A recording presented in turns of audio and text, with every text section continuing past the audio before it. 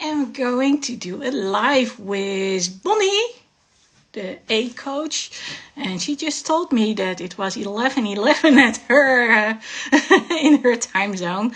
Over here it's a little over 5 in the morning, so I'm going to invite her. Let's see. Yeah. We just were part of a panel for 3 hours, I suppose, with ZantheMan. And we talked about addiction, and it's such an interesting topic, but so much to talk about as well.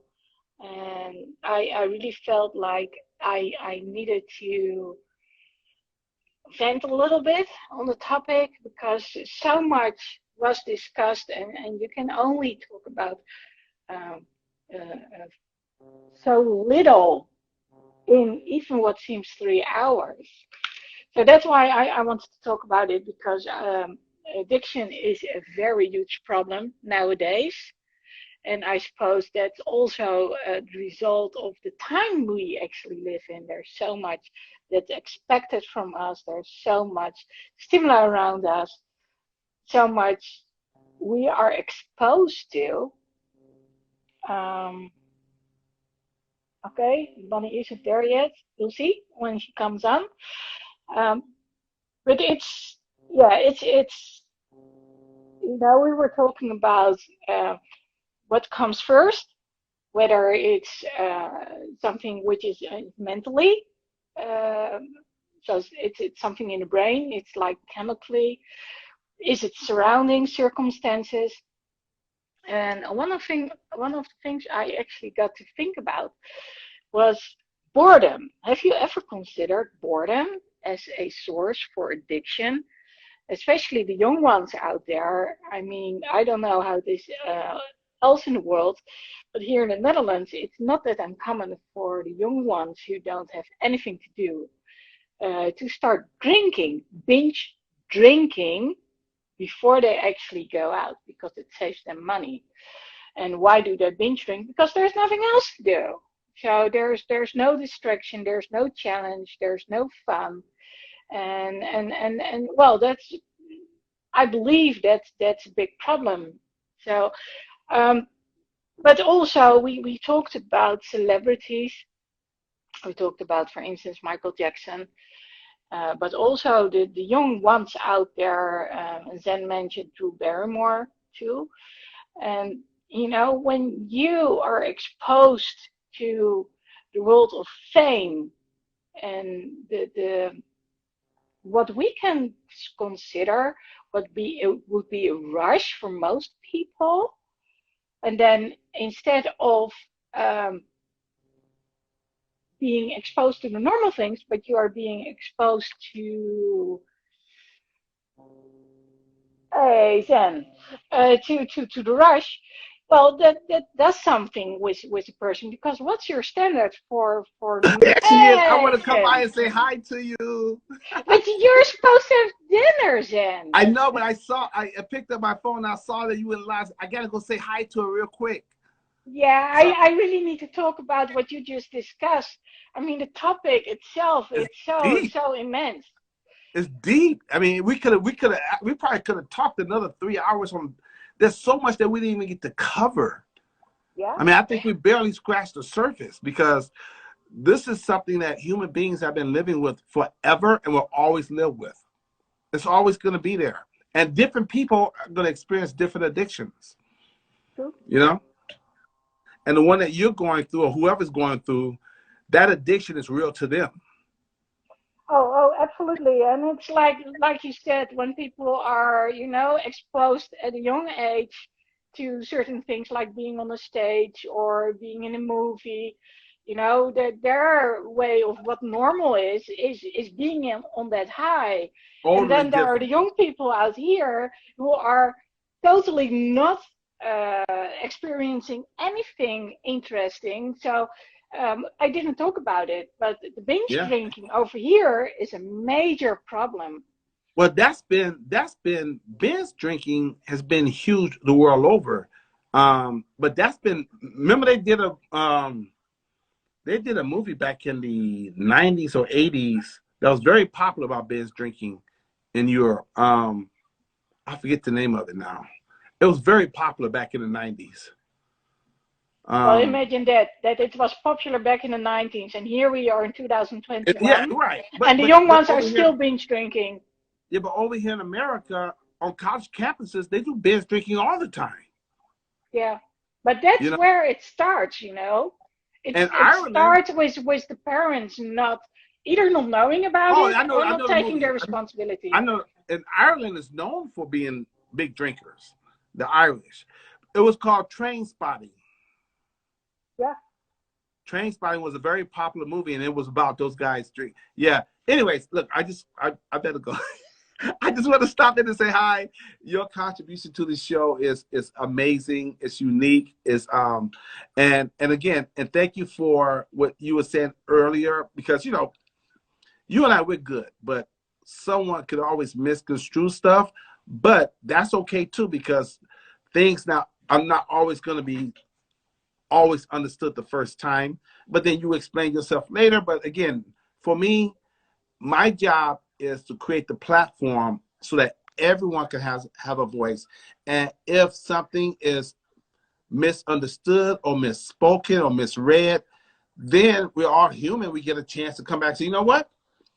I apologize, or I changed my mind, or I have a whatever. Or that's just the way you feel. And that's okay too.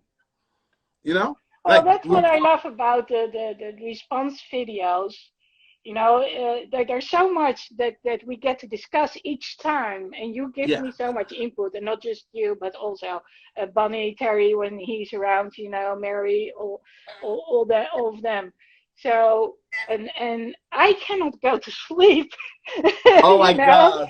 Yeah, me too. Oh when my all those God. things are going, you know, going on in my mind. So, like last Friday when I was actually falling asleep, that was pretty unusual. Yeah. But it's so interesting, and there's so much input going on, and especially when it comes to addiction, because um, I've talked to so many people who are suffering from addiction, whether it's to numb the pain, whether it's because of what's happening in their life right now, or because they don't know any better and they're exposed to it. That's, you know, there's so many reasons leading up to it. Right. And Like I get super excited about certain things, like when you started talking about the WebMD said that really it proves my quote unquote theory, but at the same time I almost didn't want that to be proven. I wanted to be proven wrong about that. But, Bonnie, um, but people need to hear that opinion, because there's other people out there that agree with that opinion.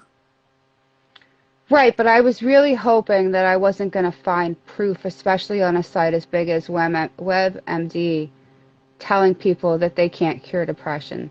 Yeah. That's sickening. That's harmful. It takes away the personal responsibility. Because honestly, think about it. You got doctors running around telling patients that they're not going to get back, like they're not going to get rid of their depression. You got a whole bunch of people who are going to be like, why the hell am I even going to try?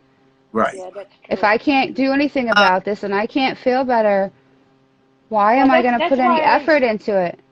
that's why I said when I grew up, it was I talked a lot to my mom. We were, you know, we talked for hours and hours, and she was a depressed one, being in this golden cage of fear. And then there's my dad, who was the total opposite. You know, he would talk to just about anyone. He was fearless. I mean, he was a big guy, 6'6" tall. So, and he was as impressive as he was tall. And it wasn't until I was exposed to the world, you know, the world beyond school, beyond being bullied, and being Yeah. able to go and have trainings and talk to other people and work, that I realized, oh wait, I can look at things really differently. But growing up, I was really on the dark side of things. And then when Yeah. I started to do personal development and also talk to other people, and they took me seriously as opposed to when I was still at school, that opened up a whole new world for me. So if I tell people that I'm actually, I used to be an introvert and I sometimes still am. I like to keep to myself, at times, not go to big parties. People often do not believe it because I can be exactly the opposite. But yeah, I do believe that it's how we look at things and how the perspective that we get offered, Yep. and that we get to think about, which can really change our lives. And well, on the show, I believe Bonnie brought up meditation. Did you Yep. bring up meditation? Well, that's one of those things, turning inwards, going silent, and actually, just be there with yourself and get to think about it. That's something that really helps to put a new perspective on things, because we can talk about it, but we also need the time to give it some time to process. I'm A gonna get lot of going. people are terrified of that, though. They don't want to turn inward. But I really wanted to talk about the whole topic about uh, addiction, because there's so much Why to are you it. freaking out? Shut And up. I was actually wondering about if there's one thing that really either got to you or you felt that was really important. What was it that you would like to share with people about the addiction? Um, Honestly, it kind of goes back to the same basic concept for me with a lot of different things, and that the first step in any of these things is that decision to change. Because as we've all seen, I mean, there's even TV shows about it. You can't force somebody to change, you can't change for them, and if they're not ready, the changes that they've made to satisfy you are not going to stick. We've seen, they used to have a TV show, maybe it's still on, I don't watch TV anymore, but it's called Intervention, and they would have like the whole family and all the friends get together, and besides the fact that it was on TV and I didn't think that was a good idea, I feel like initially the parents and family members, like their intention was good. They wanted to help. They for a lot of different reasons, but because they know that the person is suffering. But unfortunately, um, those people weren't ready. A lot of them, weren't ready to make the change. A lot of them were because they felt that they had the support of their family, and maybe they didn't feel like that before the intervention. Um, but it's fairly well known in the personal development space that you can't change somebody else. You can't force Yeah, somebody else to that's change. so And if they true. change for you, there's a good chance that if you and this person are no longer in whatever relationship you are, even if it's a parent-child and you become estranged, that change kind of tends to go out the window. So it has to be your decision. Yeah, Um, and that's true. And we of course often say that you have to hit rock bottom. But to my surprise, I've seen that when I think people are actually hitting rock bottom, they're still not hitting rock bottom, and it still can go on beyond it. And that's when the comparison was made to food addiction. I was a little bit like, yeah, okay, of course, it all starts with the choice. There's no doubt about it. And then there's what you exactly say. We can't make the choice for those people. They need to see that they need to change, because otherwise life will, completely derail, whether um, it's because they want to take their life or whether it's because of other reasons. But when it comes to food, there's the difference between, okay, we're exposed to substances, um, and we can take responsibility, because it was the difference between the choice and the responsibility for me. And I'm not going to say that it's easy for people to diminish their food intake.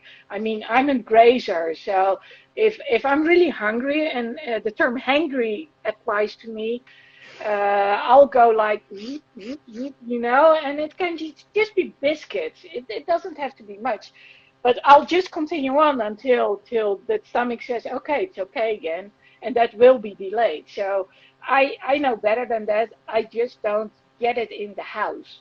That's my way Right. to prevent it. But when it comes to people who are addicted because of mental issues, because of how they were brought up, because of circumstances they still might be experiencing, I believe that's a whole different ball game compared to uh, food makes me feel good or doing what we call therapeutic shopping. So there's this difference between needing a little boost of having endorphins, which by the way is the same as when working out. Normally you would get endorphins. I don't get them. I suppose you don't either because of our systems. For those who do not know, we are hypermobile. We have EDS, so things are a little bit different when it comes to us. Um, and there's always this thing, and that applies to top sport too. There's always this thing about doing a little some things too much. But when it really comes to circumstances, whether it's because of abuse or being exposed to other things, I mean, how many people aren't out there, parents who actually um, drug their kids to a certain point just to keep them in check or in line, or lover boys who do so, and when there's no one to regulate it, that's when things get really difficult for people to deal with, and especially an environment. And I will keep getting back to it. When you get into an environment, I mean, like recently, I was in Spain. Well, I go to downtown center, and I'm a huge Starbucks fan. I mean, I've got this one standing here, this one, and this one. So if you say something, I'm probably addicted to Starbucks, but I don't drink any alcohol or something or whatever. So I came there in this village. There are three bars over there. One of them is connected to an ice cream shop. The other one has all these different kinds of beers, and number three, well, it's just a bar. Anyway, after 7 o'clock, there's nothing, I wouldn't be able to get coffee or anything, or tea for that matter. And so you're basically, I mean, the village exists of, there's a jewelry store, there's this big Chinese, um, by lack of better words, bazaar, because it's not about getting food over there, and then there's supermarket. So that's what do people go do there? They sit at the table and they drink booze all night long, get drunk because there's nothing else to do.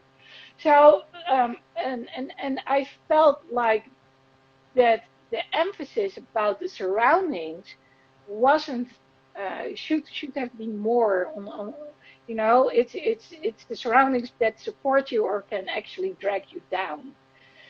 And well, that's really what. And when um, Zen brought up the topic about responsibility, of course I agree with all of us have responsibility, just like all of us have a choice. But when it comes to addiction, it can it can be pretty hard to actually be able to make that choice, especially when there is a reason uh, for being addicted, whether it's brain issue or environmental reasons or whatever.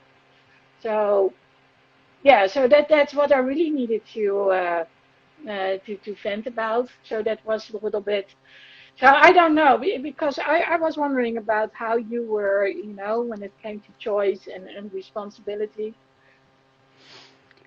Um, so I mean, I think ultimately it's our personal responsibility, and we do have a choice. The problem is that um, or one of the problems anyways is people who find themselves in these situations don't really feel like they have a choice.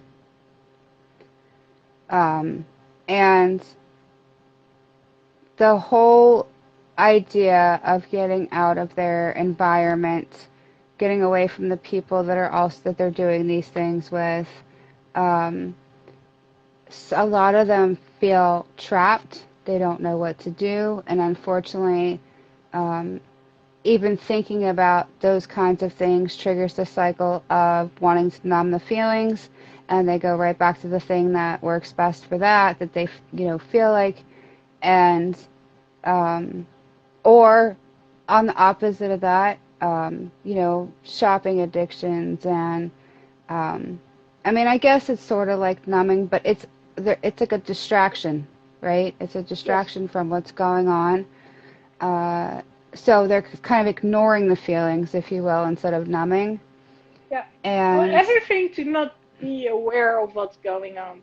Everything just to take your mind off of things. I mean, it's basically I every once in a while I say to people, we need to have an off switch in our mind, just to turn it off, because I believe that's one of the reasons why either people start to numb themselves or basically kill themselves, just because they want to have that off switch. And when you don't know how to turn it on or turn it off, that's when we have a problem. a lot of people aren't even aware that that's possible. Nobody Yeah. around them is doing these things. I was in that same situation. Um, and not,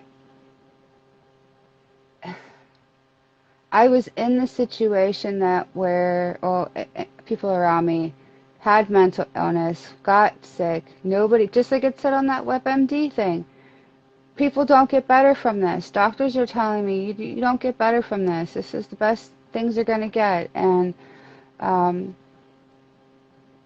when you don't have any other input, uh, Exactly. you you fully believe that. And then even when you get other input or other ideas or hear information, it seems completely unbelievable and like it can't possibly apply to you because everybody around you isn't doing that, isn't able to do that. And unfortunately, they get stuck in making the choice that they're not going to make a choice. Like they're making a choice by not making a choice, basically. Yeah, it's the choice to And not do they something. don't know where to go. And I mean, now things are a little different now with the internet. Um, I think that highlights or makes accessible the information to people, but it all again boils down to what they believe they're capable of, and most of these people don't believe that they're capable of anything else for whatever reason.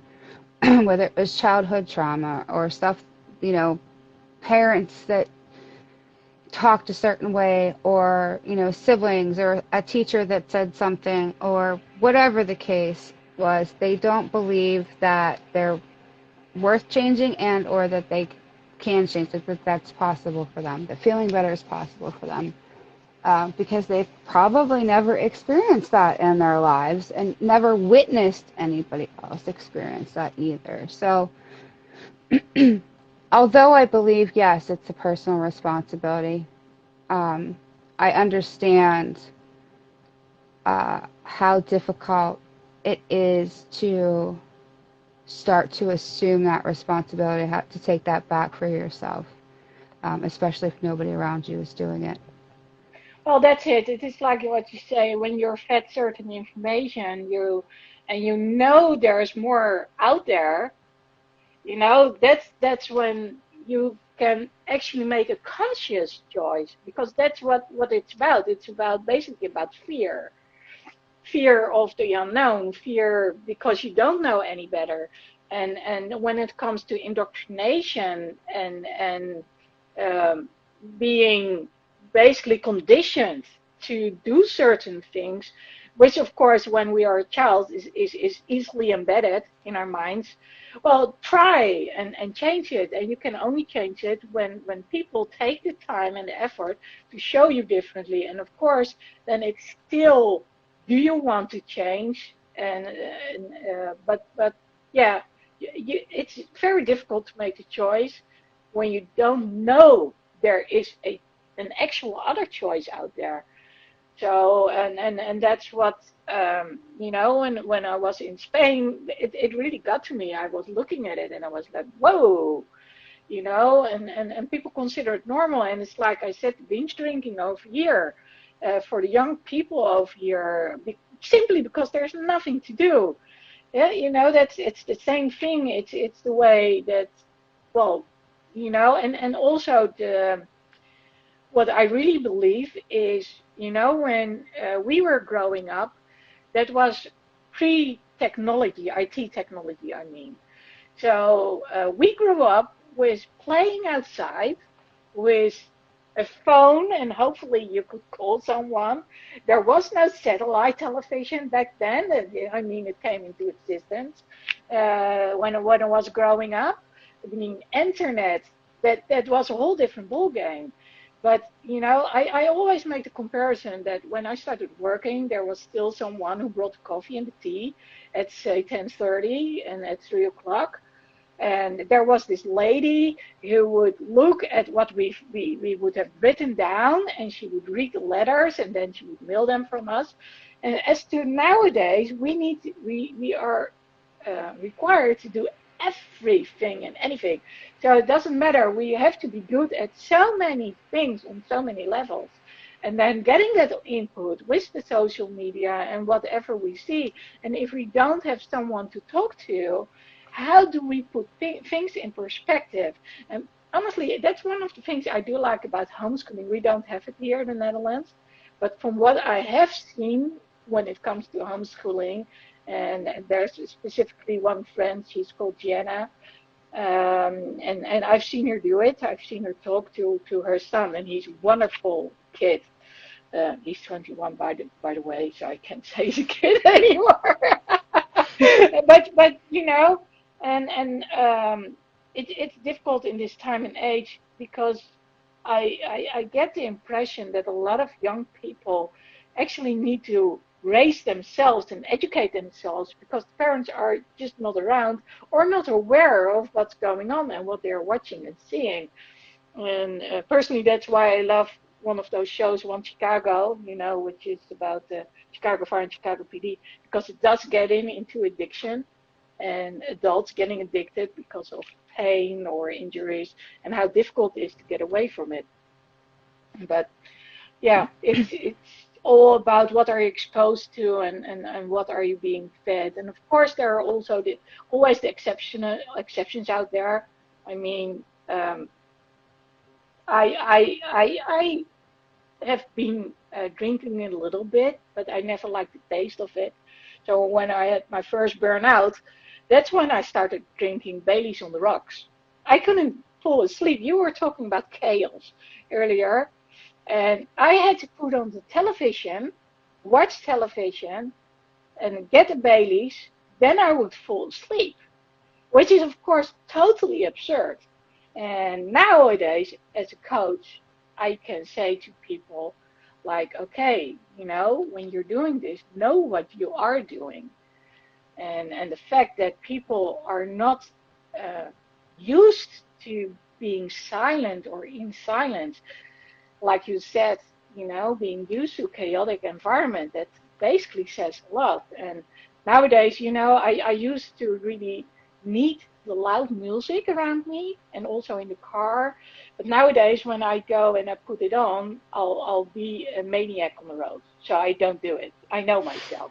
I get hyper, I get jumpy, I get full of adrenaline. I start tapping on the steering wheel, and I don't have what we call a velvet foot on the gas pedal.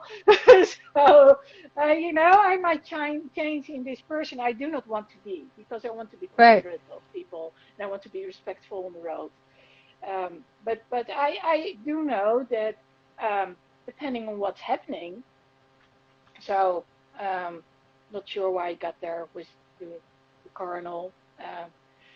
Oh yeah, it was about being chaotic and silencing myself. And nowadays, I'm used to listening to certain podcasts about personal development, but I will also just turn off all the stuff just to write things down And that's why I wanted to do this video too, because I really needed to um, dump all this, to get Mhm. it like, okay, let's get back to normal again. What did we talk about? Emotions were high for me. That's me. I always go like I'm a hyper person, and I said it on the chat, on the private chat, but I didn't say it on the show.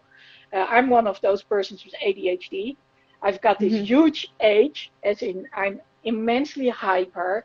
So at some point, I tried a number of medication, and the fact that Ritalin, which is supposed to be an upper, is actually getting me down, actually tells that I am a person who suffers from ADHD, because it works the other way around. So I can drink like Right. 7 cups of coffee, which I don't, but I can do it, and I can still sleep.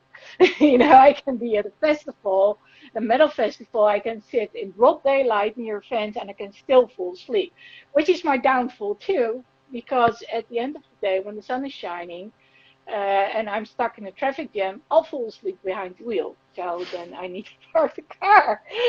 But you get my drift, and I was a little bit.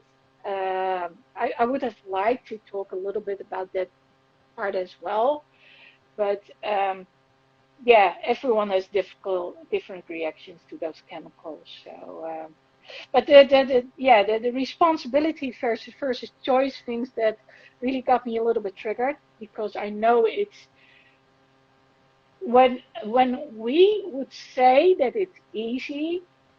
I I believe that we would do a disservice to certain people out there, because Oh it's yeah, I never said it was easy. no, I don't. It's not No, I know. easy. It's so there's a difference between simple and easy. And the idea, the concept of making a choice is simple, but it is by no means easy to do that. And then the follow through Yeah, is even stick to more it. difficult depending on how severe and how long you've had the addiction and what it is you're addicted to. That's why I was talking about the M&Ms, and I know people kind of scoff at that. Sugar is a serious addiction. I don't care what Absolutely. anybody says. My body has a fairly quick adverse reaction to too much sugar. I haven't cut it completely out of my diet, and this is one of those times during the month where I allow myself to have a little more than normal. But um, I eat my M&Ms one by one because I know that if I eat them by the handful, within about 10 minutes my heart will start racing, and because I don't typically eat sugar like that, and um, then joints and everything start to swell, and I have a reaction to it. But it took that's how you know you still um, here's the thing, because the negative or the adverse reaction to me is so strong and comes so quickly, it makes it easier for me to say no to those things that I know are going to cause a problem. It doesn't make it foolproof. Like, I definitely ate, my husband brought donuts home the other day, and I definitely ate a whole donut, and I definitely paid for it the next day. Um, but that just shows you how strong even a sugar addiction is. Oh, Because absolutely. I won't seek the stuff out. Like, I won't go get it for the most part. I don't leave the house actually, so I don't anymore. But well, except to go to the bus stop. I don't go out in like public. I haven't been to a store since last March, like last March. Hmm. Um, but when stuff comes in, I almost have to be hyper vigilant because I'll grab something without thinking, and before I know it, it's like, oh crap, I shouldn't have eaten that. But um, I think it. Well, I know it makes it easier to be in an environment where um, you're not having those things put in front of you, because if that Yes. stuff doesn't come in the house, I'm not, like I said, I'm not going out and finding it. And the same is for um, alcohol and these other things. And I, like I said, I know it's not easy, but the idea is simple. Um, Unfortunately, this stuff is so easy to access, whether it be alcohol or drugs, that um, if your addiction is serious enough, you're going to go out of your way to find whatever it is that True. you feel that you need. People do some pretty uh, messed up things to get their drug of choice, and um, that's when it goes from just being, or at least in my opinion, it goes from just being an addiction to a full-blown mental illness crisis, where you're doing things that are illegal or harmful to other people just to feed your addiction. And Yeah, that's I a whole agree. other conversation for another day. Yeah, Um, but it starts with being exposed to it, and the mhm. first moment you're exposed to it, it's not that bad. It's not that bad straight away. It's when something is going on in your life or in your mind, and then you get exposed to it, and it flips that switch, and you Well, think, yeah, because it makes you oh, feel better. Yeah, exactly. exactly. And going back to the sugar rush, a lot of young people, but also adults, they drink those energy drinks, and Oh, they those are really horrible. do not realize that their sugar levels go up, and once it goes up, your body wants to regulate it, so it brings it down again. So then they feel sluggish, and then they start drinking again to get it back up again. And that's it's going basically from one thing to another one. And it's like what you said was I get what you say when it comes to M&Ms. For some reason, I'm one of those few out there who hardly ever eat chocolate.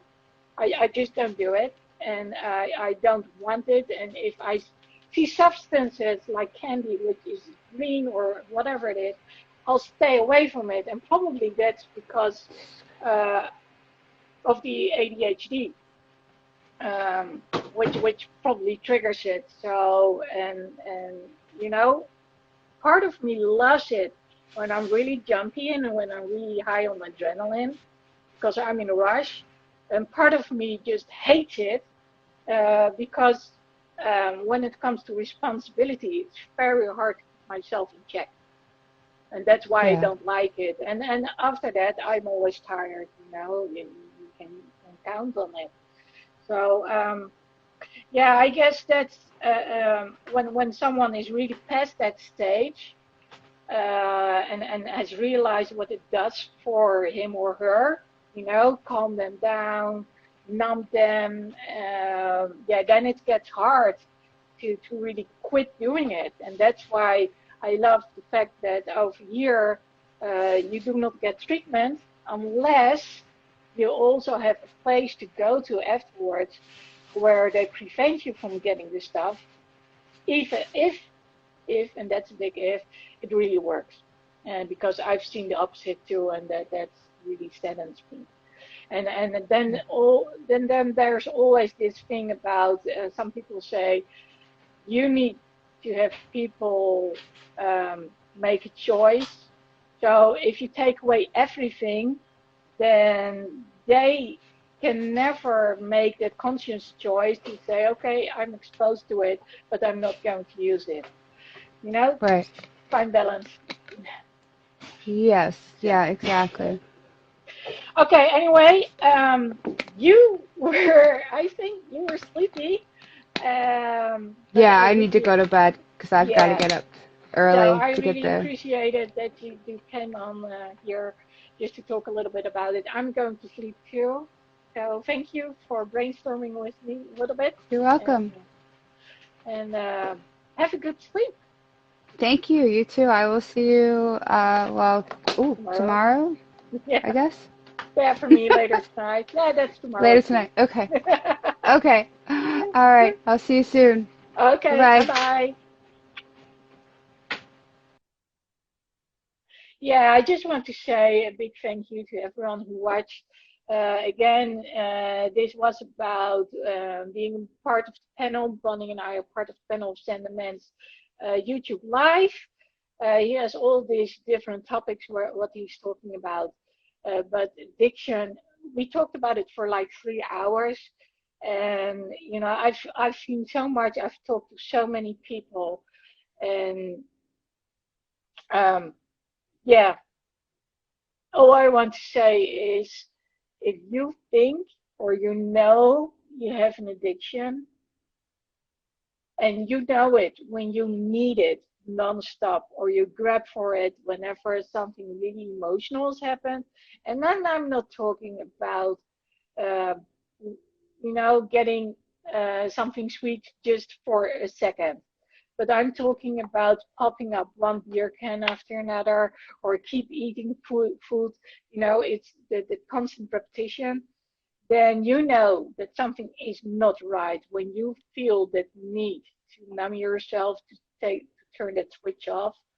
Um, Go talk to other people, find support, and know that you're not on your own.